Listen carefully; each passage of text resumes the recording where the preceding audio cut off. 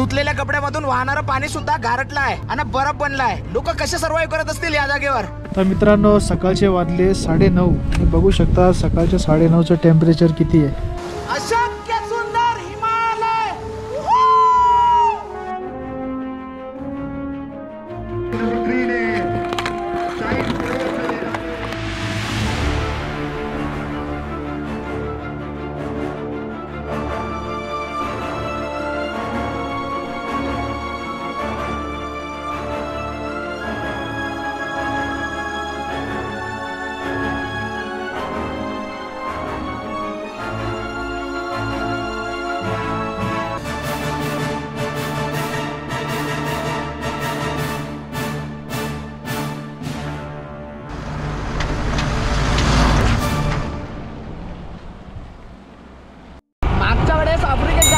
आपण पब्लिक ट्रान्सपोर्टचा उपयोग केला होतो तेव्हा किती जास्त त्रास झाला होता ते आपण सगळ्यांना पाहिलं होतो. यावेळेस तो त्रास नाही झाला पाहिजे म्हणून आज डायरेक्ट आपण बाईकनच चाललो.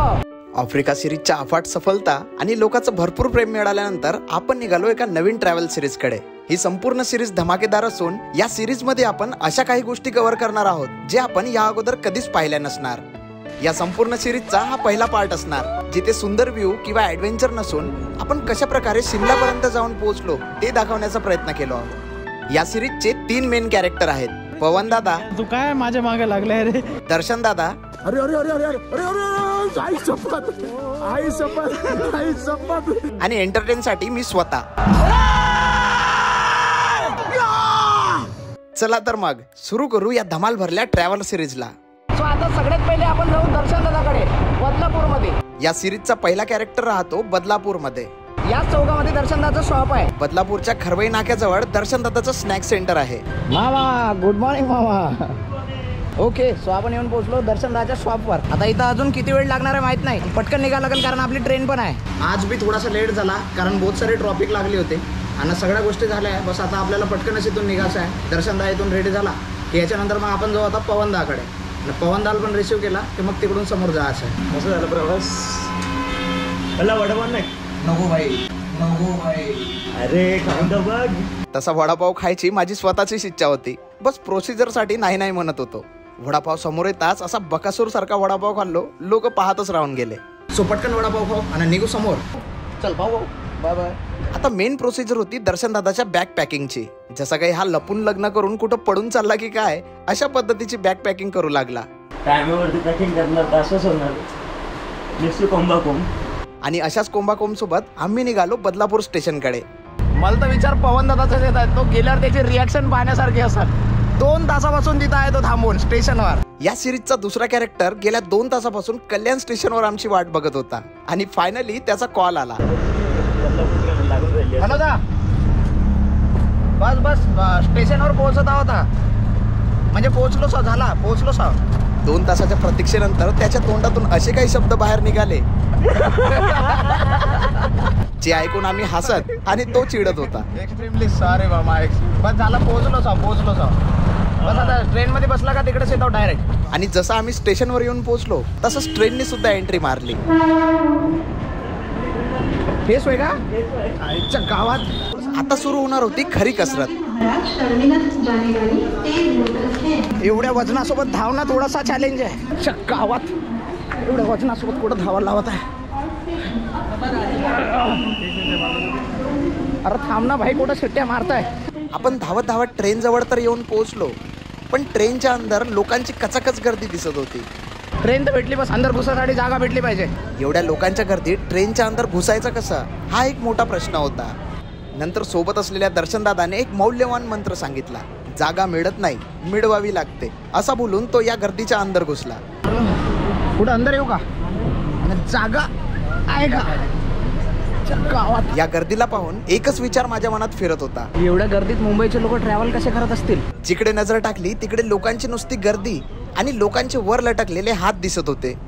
मी पण हात वर लटकावायला गेलो तर बाजूच्या माणसाची रिॲक्शन हे पाहण्यासारखी होती. थोड्या वेळाने माझं दर्शन दादाकडे लक्ष गेला. हा दुसऱ्याच्या खांद्यावर हात ठेवून प्रवास करताना दिसू लागला. चांगल्याने पाहिल्यावर समजलं तो तिसऱ्याचाच हात होता. या गर्दीत कोणाचा कोणता हात होता तेच समजत नव्हता. या जागेवर गर्दी एवढी होती की कोणाच्याही खांद्यावर डोकं ठेवून झोपला तरी माहिती नाही पडत होता. पाहता पाहता कल्याण स्टेशन आला, जिथे आपल्या सिरीजचा दुसरा कॅरेक्टर ट्रेन मध्ये चढला. फायनली बहुत वेळानंतर आपल्याला बसण्यासाठी जागा भेटली. ए भाई सीट खाली झाली भाई, थांब रुमाल टाक कपकन. बसू का दादा? बसतो दादा बसतो. आपण सीटवर बसलोच होतो की तितक्यातच आपला स्टेशन आला. आता याच गर्दीत खाली उतरणे एक मोठा चॅलेंज होता. स्टेशन आला आहे, पण चॅलेंज आहे का बाहेर कसा उतरायचा एवढ्या मोठ्या बॅगासोबत. खाली उतरणारे लोक आपल्याला बाहेर घेऊन जाते आणि वर चढणारे लोक आपल्याला अंदरच खिचून ठेवते. बहुत प्रॉब्लेम आहे. हा भाऊ खिचू नको, हा भाऊ मागून रिक्वेस्ट. थांब रे भाई, उतरो दे रे भाई. मरते मरते मरते आराम से भैया. सो मित्रांनो, फायनली अशा प्रकारे आपण ट्रेनच्या बाहेर तर उतरलो. आता समोरची जर्नी खतरनाक असेल. मला वाटलं गर्दीवाली जर्नी इथं संपली असणार, पण खरी गर्दी तर इथून सुरू होणार होती. लोकलचा प्रवास झाल्यानंतर आता आपण आलो इथं मेट्रोचे तिकीट काढण्यासाठी. आणि गर्दी पाहत आहे, भयानक भयानक अशी गर्दी आहे. एकाच वेळेस एकासोबत एवढे सारे लोक कुठं जात होते तेच समजत नव्हतं. याच गर्दीत मेट्रो ट्रेन मध्ये दर्शन दादाला भेटली त्याची जिवलग मैत्रीण. नुसता गर्दीमध्ये सकाळपासून ट्रॅव्हल करत आहोत. फायनली आता आपण येऊन पोहोचलो आहोत एअरपोर्ट. कुठं? Airport road station.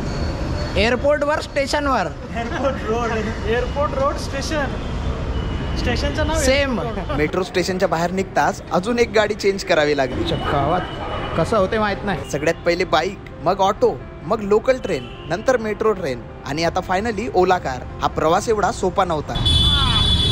हे बघा, रुको रुको भैया, एक मिनिट हो भैया. हाँ अब चलो.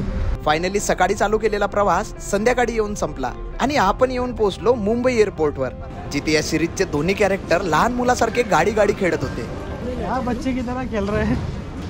त्याची मजा बघा.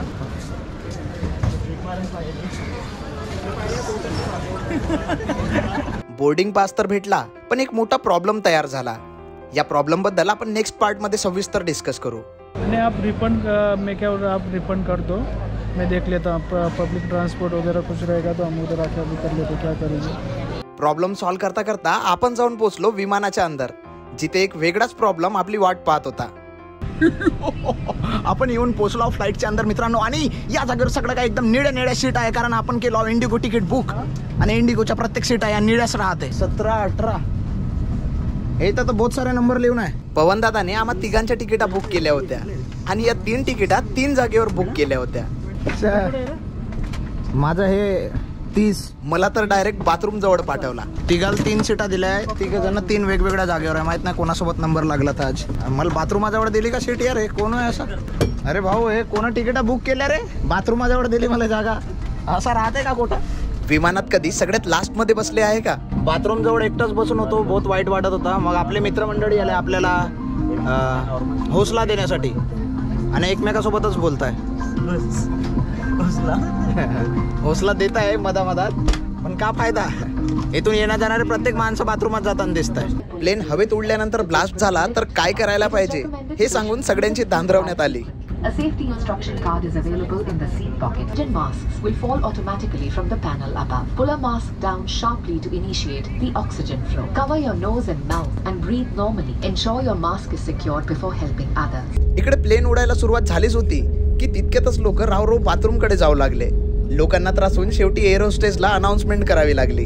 सभी यात्रियों से निवेदन है अपनी कुर्सी पर बैठ रहे, ओवरहेड बिन्स ना खोले. फायनली रात्रीच्या काळोख अंधारात आपण येऊन पोहोचलो चंदीगड मध्ये.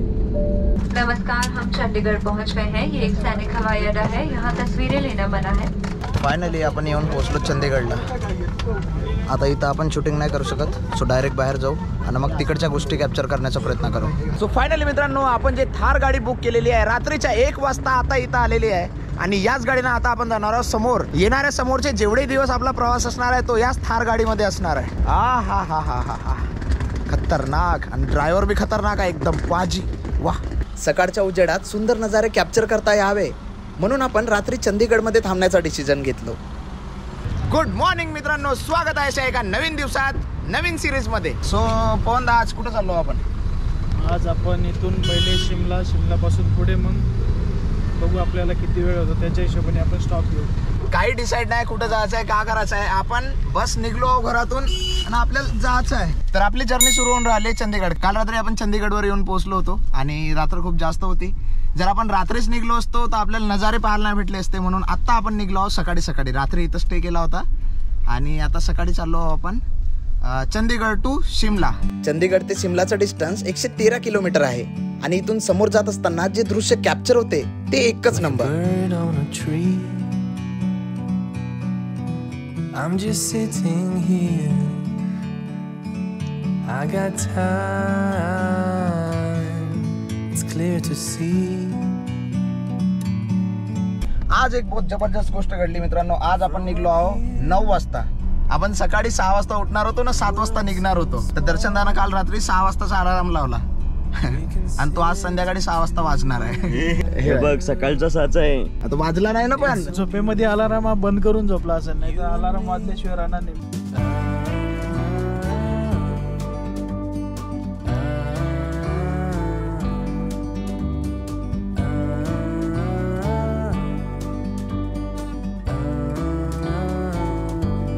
फायनली 2-3 तासानंतर आपल्याला एक चांगलं दुकान दिसून राहिलं आहे. व्ह्यू पॉइंट आहे या जागेवर. अरे बापरे का खाली उतरताच आपल्याला काही कुत्र्याची पिल्ले पाहायला मिळाली. कदाचित खूप दिवसापासून उपाशी असतील हे. अरे टिल्लू इकडे, तिचं नको खाऊ. हे घे, तिचं नको खाऊ इकडे. हे घे रे, अरे टिल्ली हे घे. आकार बरोबर खा. एका बाजूला आपण या टिल्लू लोकांना बिस्किट चारत होतो आणि दुसऱ्या बाजूला या सिरीजचे 2 कॅरेक्टर एका वेगळेच कॅरेक्टर प्ले करत होते. दुसऱ्या कुत्र्याला बिस्किट चारताना. या जागेवर ब्रेड ऑमलेट खाऊन आम्ही निघालो समोरच्या प्रवासाकडे. जसा जसा आपण समोर जात होतो तशी तशी रस्त्याची सुंदरता ही अजूनच वाढत होती.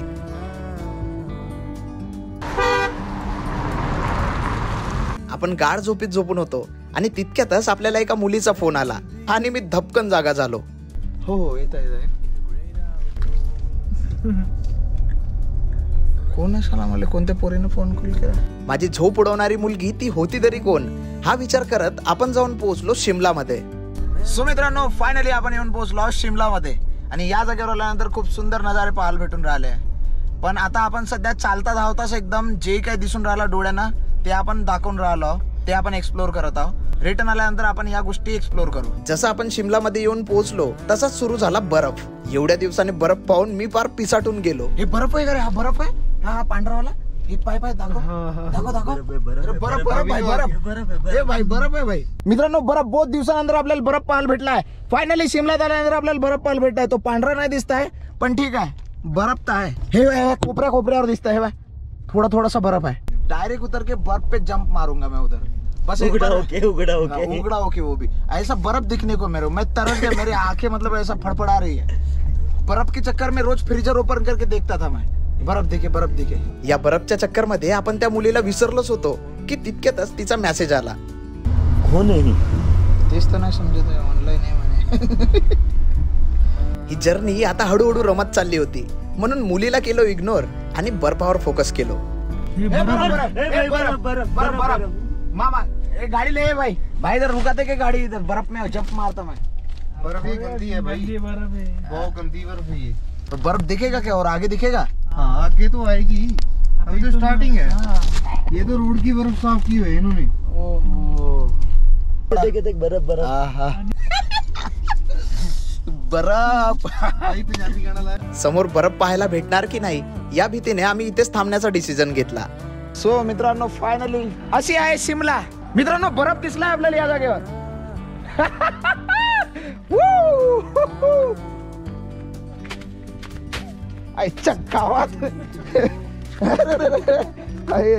तर मित्रांनो हे जे तुम्ही पाहून राहिले याले बर्फ म्हणते.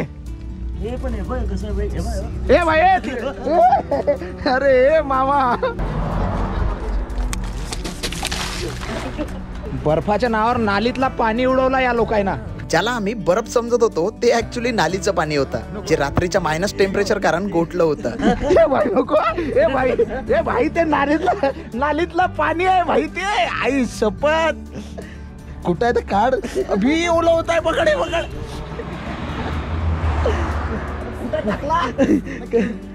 कसं आहे शिमला मधला स्नो.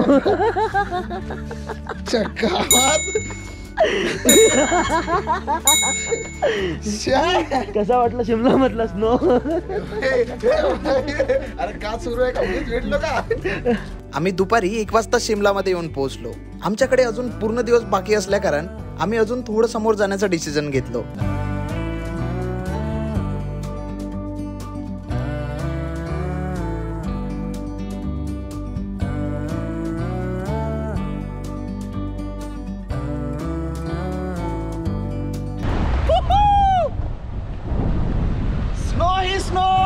जसा जसा आम्ही समोर जात होतो तसं तसं या जागेवर स्नो आणि थंडी अजूनच वाढताना दिसत होती. मरते ओठ फाटते माझे, भयानक थंडी लागत आहे, भयानक. आणि अशा प्रकारे भयानक थंडी सोबत आम्ही जाऊन पोहोचलो रामपूर मध्ये. इथे पोहोचत पर्यंत आम्हाला रात्रीचे 8 वाजले. सो मित्रांनो, फायनली आपण येऊन पोहोचलो आहोत रामपूर मध्ये. आणि या जागेवर आल्यानंतर आपल्याला काही रूमा चेक करत होतो, तर इथं 2 रूमा चेक केल्या. 4 लोकांसाठी 2 रूम आणि त्या रूमा 1500 रुपयामध्ये देऊन राहिले. फायनली चला तुम्हाला बाथरूमाची सैर करून आणतो. इथून घुसलो आणि इथं संपला बाथरूम, बस एवढाच होता. चला या बाहेर आणि हे आहे रूम. आणि अशा प्रकारे बिना ऍडव्हेंचर करता एकदम साध्या पद्धतीने आपला पहिला दिवस पार झाला. पण उद्यापासून सुरू होणार होता ओरिजिनल ऍडव्हेंचर. -30 डिग्री मध्ये सर्व्हाइव्ह करण्याचा ऍडव्हेंचर. धुतलेल्या कपड्यामधून वाहणारं पाणी सुद्धा बर्फ बनलाय. लोक कसे सर्व्हाइव्ह करत असतील या जागेवर. तर मित्रांनो, सकाळचे वाजले 9:30 आणि बघू शकता सकाळच्या 9:30चं टेम्परेचर किती आहे. अशक्य सुंदर हिमालय. अरे अरे अरे अरे अरे अरे आई शपथ, आई शपथ, आई शपथ, आई शपथ.